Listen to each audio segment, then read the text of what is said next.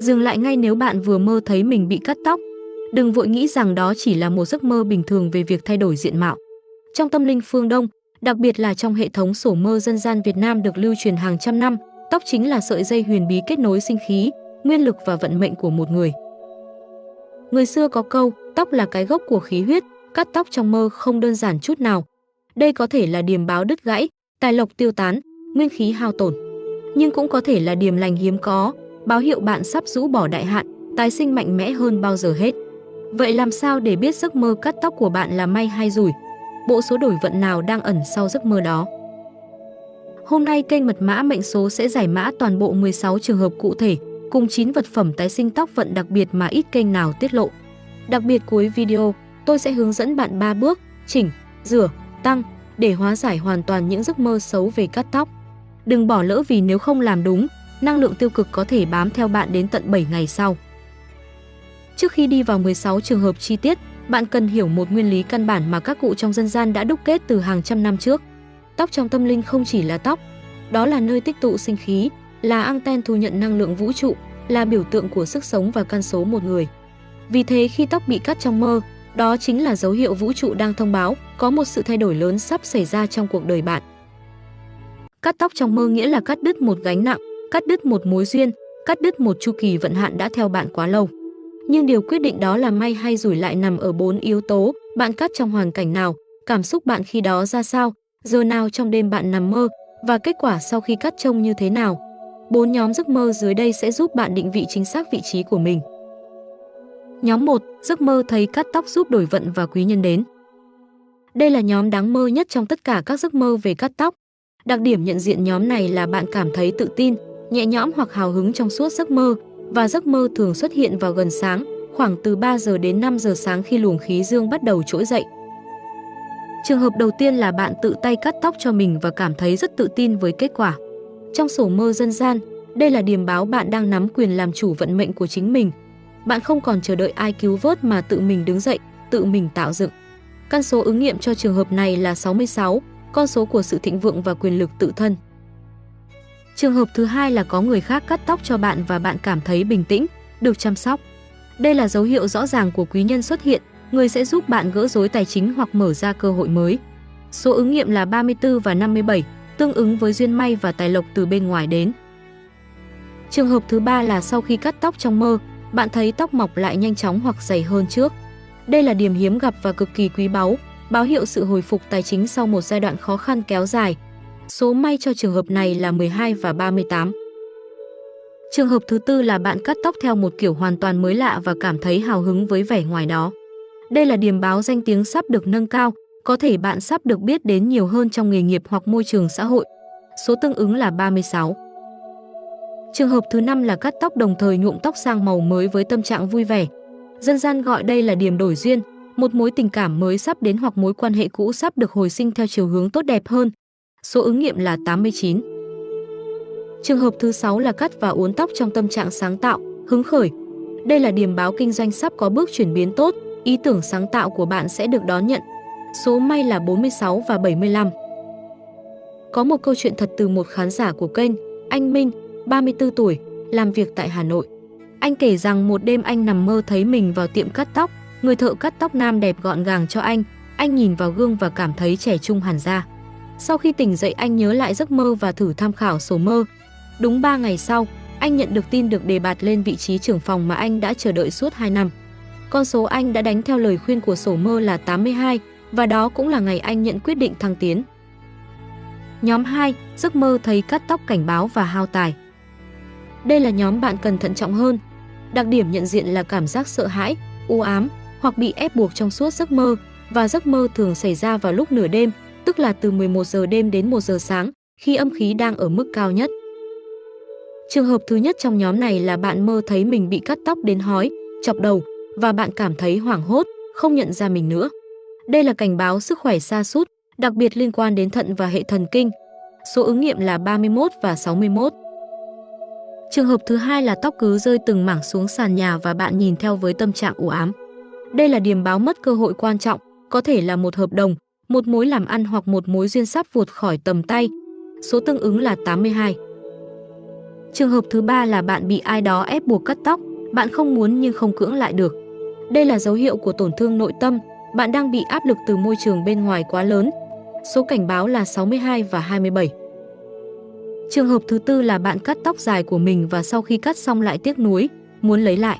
Đây là điềm báo mất mát, điều bạn sắp đánh mất có thể là tài sản, danh dự hoặc một người thân thiết. Số là 81. Trường hợp thứ 5 trong nhóm này là bạn mơ thấy mình cắt tóc cho con cái với tâm trạng lo lắng. Đây là cảnh báo cho con cái có thể gặp khó khăn trong học hành hoặc sức khỏe.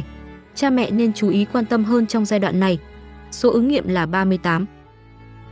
Chị Mai, 41 tuổi, ở thành phố Hồ Chí Minh, kể lại rằng đêm đó chị mơ thấy một người phụ nữ lạ cầm kéo cắt phăng mái tóc dài của chị. Chị khóc rất nhiều trong giấc mơ nhưng không chạy thoát được. Khi tỉnh dậy, lòng chị rất nặng nề. Chị tìm hiểu sổ mơ, biết đây là điểm cắt đứt vận xấu nhưng cần hóa giải ngay. Chị đã làm đủ 3 bước hóa giải và đánh số 62. Điều kỳ lạ là sau đó 5 ngày, khoản nợ mà chị tưởng không bao giờ đòi được bỗng được người ta tự chủ động trả lại. Chị nói đó là lần đầu tiên chị tin vào sổ mơ. Nhóm 3, giấc mơ thấy cắt tóc thay đổi nhỏ và trưởng thành. Đây là nhóm trung tính, không quá tốt cũng không quá xấu, nhưng mang ý nghĩa bước ngoặt cá nhân rất rõ ràng. Trường hợp đầu của nhóm này là bạn cắt tóc ngắn hơn một chút và cảm thấy nhẹ nhõm. Đây là điềm báo bạn đang trưởng thành hơn, đang học cách buông bỏ những gì không cần thiết. Số tương ứng là 22 và 56. Trường hợp thứ hai là bạn tự cắt tóc gần sáng và cảm giác rằng đó là quyết định đúng đắn. Đây là xác nhận của tiềm thức rằng một quyết định bạn đang phân vân trong thực tế chính là lựa chọn tốt nhất. Hãy tin vào trực giác. Số là 89 và 90. Trường hợp thứ ba là bạn cắt tóc cho người khác với tâm trạng vui vẻ và người đó cũng hài lòng.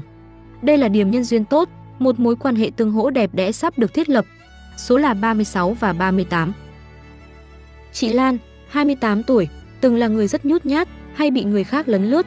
Chị mơ thấy mình ngồi trước gương, tự cắt tóc thành kiểu mái bằng dứt khoát, nhìn vào gương thấy mình khác hẳn, mạnh mẽ hơn, rõ ràng hơn. Sau giấc mơ đó, chị bắt đầu thay đổi thật sự trong công việc, dám lên tiếng bảo vệ ý kiến của mình. Và con số 57 mà chị đánh theo sổ mơ hôm đó, chị nói đơn giản là nó mang lại một kết quả bất ngờ mà chị không tiết lộ nhưng vẫn cười khi nhắc lại. Nhóm 4, cắt tóc kẻ thù và xung đột. Đây là nhóm ít gặp nhất nhưng lại có năng lượng mạnh nhất. Đặc điểm là giấc mơ mang theo cảm giác tức giận hoặc muốn chứng tỏ bản thân. Trường hợp đầu tiên là bạn cắt tóc của kẻ thù hoặc người mình đang mâu thuẫn, với tâm trạng tức giận. Đây là cảnh báo xung đột sắp leo thang trong thực tế. Hãy giữ bình tĩnh và tránh các cuộc tranh luận lớn trong 3 ngày tới. Số ứng nghiệm là 66. Trường hợp thứ hai là bạn cắt tóc cho một người phụ nữ trong tâm trạng hòa đồng và vui vẻ. Đây lại là điểm tốt, báo hiệu bạn sẽ phát huy được sức mạnh nội tâm và vươn lên mạnh mẽ trong môi trường xã giao. Số là 57. Sau khi giải mã xong 16 trường hợp, đây là phần mà rất nhiều khán giả của kênh chờ đợi nhất. Bởi vì giải mã mà không hóa giải thì chỉ mới làm được một nửa công việc. Kênh đã dành nhiều thời gian nghiên cứu và chọn ra 9 vật phẩm tái sinh tóc vận này. Mỗi vật phẩm đều có công năng riêng biệt và không hề trùng lắp nhau. Link mua chi tiết của từng vật phẩm đều có trong phần mô tả video bên dưới. Vật phẩm đầu tiên là vòng tay đá obsidian đen. Đá obsidian là loại đá núi lửa được hình thành từ dung nham nguội lạnh, mang trong mình năng lượng của đất và lửa kết hợp. Trong tâm linh phương Đông, đá đen có khả năng hút sạch năng lượng cũ bám theo mái tóc sau giấc mơ xấu, tạo ra một lớp giáp bảo vệ vô hình. Những hạt tròn bóng loáng từ 8 đến 10 mm trên chuỗi vòng này chính là 9 viên đá hút âm khí mạnh nhất. Cách dùng là đeo ở tay phải để tẩy trừ năng lượng tiêu cực đang bao quanh bạn sau giấc mơ. Vật phẩm thứ hai là nhẫn hổ phách Baltic màu vàng. Hổ phách không phải đá mà là nhựa cây hóa thạch hàng triệu năm, vì thế nó mang trong mình sinh khí của cây cỏ thiên nhiên nguyên thủy. Màu vàng ấm áp của hổ phách Baltic được xem là màu của tái sinh và hồi phục. Sau những giấc mơ cắt tóc khiến sinh khí bị hao tổn, đeo nhẫn hổ phách vào ngón áp út sẽ giúp kéo sinh khí mới trở về và làm ấm lại vùng năng lượng bị tổn thương. Vật phẩm thứ ba là dao cạo râu mini bằng thép không rỉ. Nghe có vẻ đơn giản nhưng đây lại là vật phẩm mang tính nghi thức cao nhất trong danh sách này. Người xưa quan niệm rằng muốn cắt đứt duyên xấu từ giấc mơ, bạn phải dùng một vật sắc bén thật sự mang ý nghĩa hành động. Dao cạo mini thép sắc bén chính là công cụ tượng trưng cho sự chủ động cắt đứt, không để vận xấu tự do lảng vảng. Chỉ cần giữ trong túi áo hoặc túi xách là đủ để duy trì trường năng lượng bảo vệ xung quanh bạn. Vật phẩm thứ tư là dầu dừa nguyên chất ép lạnh 100 ml. Kênh đặc biệt khuyên dùng loại dầu dừa ép lạnh của thương hiệu VS Coco vì quy trình ép lạnh giữ nguyên toàn bộ dưỡng chất và năng lượng sinh học của quả dừa. Trong dân gian, Dừa là biểu tượng của sự sinh sôi và mọc lên không ngừng. Xoa dầu dừa lên da đầu không chỉ kích thích tóc mọc nhanh trong thực tế mà còn có tác dụng khai thông các huyệt đạo trên đầu, giúp năng lượng mới lưu thông sau giấc mơ cắt tóc. Vật phẩm thứ 5 là Dreamcatcher pha lê. Đây là vật bắt ác mộng có kích thước 20 cm với lông vũ tự nhiên và đá pha lê thật được kết hợp khéo léo. Dreamcatcher theo truyền thống của người bản địa châu Mỹ và sau đó được hội tụ với tâm linh phương Đông là vật có khả năng lọc những giấc mơ tiêu cực ngay từ khi chúng bắt đầu hình thành. Treo trước gương phòng ngủ để tạo ra một vòng bảo vệ giấc ngủ, ngăn không cho những giấc mơ cắt tóc xấu tái diễn. Vật phẩm thứ 6 là lược gỗ đàn hương Giang Thưa. Gỗ đàn hương tím có mùi hương tự nhiên nồng ấm đặc trưng và từ lâu đã được dùng trong các nghi thức tâm linh để thu hút lộc và tẩy uế không gian. Khi bạn dùng lược gỗ đàn hương chải tóc mỗi sáng, hương gỗ thấm vào từng sợi tóc, biến mái tóc của bạn thành một trường năng lượng sạch, thu hút vận may mới. Đặt lược trên bàn tóc và dùng thường xuyên sau những đêm mơ thấy cắt tóc để neo giữ lộc mới vừa đến. Vật phẩm thứ 7 là tinh dầu oải hương. Hoa oải hương Pháp được thu hoạch theo mùa và trưng cất theo phương pháp hơi nước truyền thống, giữ lại toàn bộ tính chất thư giãn và cân bằng năng lượng. Đây là vật phẩm đặc biệt dành cho những ai mơ thấy bị ép cắt tóc, vì giấc mơ đó thường để lại cảm giác lo âu và căng thẳng kéo dài sau khi thức dậy. 3 giọt xịt lên gối mỗi tối sẽ giúp bạn đi vào giấc ngủ với tâm trạng bình yên hơn và giảm nguy cơ giấc mơ xấu tái lại. Vật phẩm thứ 8 là ví da cá sấu nhỏ vân tự nhiên. Đây là vật phẩm độc đáo nhất trong danh sách và ít người ngờ đến nhất. Trong phong thủy và tâm linh dân gian, da cá sấu mang năng lượng của loài bò sát cổ đại, biểu tượng của sự bền bỉ, giữ gìn và kích thịnh tài lộc. Sau khi mơ thấy tóc bị cắt, tài khí có thể bị rò rỉ. Mang theo ví da cá sấu bên người mỗi ngày chính là cách giữ tài lộc không bị thất thoát, đồng thời kích hoạt vận may về tiền bạc sau giai đoạn hao tổn. Vật phẩm thứ 9 là vòng tay gỗ đàn hương 108 hạt. Con số 108 trong triết học phương Đông là con số thiêng liêng, tượng trưng cho sự hoàn chỉnh và bảo hộ toàn diện. Vòng tay gỗ đàn hương 108 hạt không chỉ mang mùi hương dịu nhẹ của gỗ Ấn Độ mà còn là bùa hộ thân cực mạnh cho những ai mơ thấy cảnh tóc hói hoặc rụng nhiều. Đeo ở tay trái, bởi tay trái là bên nhận năng lượng, để vòng tay liên tục truyền sự bình tĩnh và xua tan lo âu suốt cả ngày. Toàn bộ link mua các vật phẩm này đều có trong phần mô tả video bên dưới. Hãy tham khảo để chọn vật phẩm phù hợp nhất với trường hợp của bạn. Những sai lầm cần tránh sau giấc mơ cắt tóc. Phần này rất quan trọng mà nhiều người thường bỏ qua. Sau khi mơ thấy cắt tóc, có 3 sai lầm nghiêm trọng mà bạn tuyệt đối không được phạm phải. Sai lầm đầu tiên là cắt tóc thật một cách bốc đồng ngay ngày hôm sau mà không có nghi thức chuẩn bị. Nhiều người nghĩ rằng cắt tóc thật sau giấc mơ sẽ nhanh hết vận xấu. Nhưng nếu làm sai cách, ngược lại bạn sẽ kéo theo lộc đi mất theo.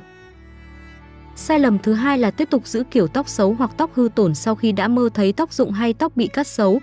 Vận cũ sẽ bám theo nếu bạn không chịu thay đổi năng lượng của mái tóc thật. Sai lầm thứ ba là không dùng bất kỳ vật phẩm hỗ trợ nào sau giấc mơ.